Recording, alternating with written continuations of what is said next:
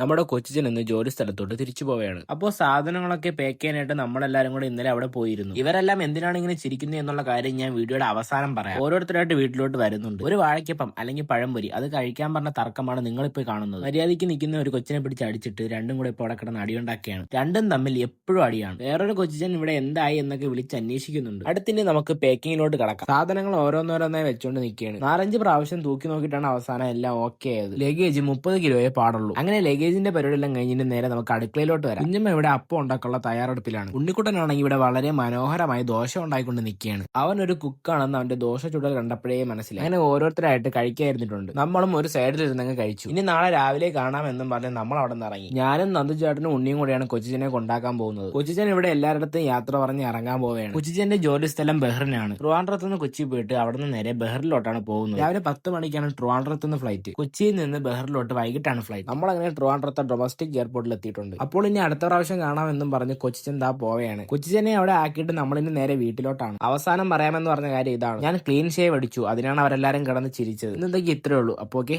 By.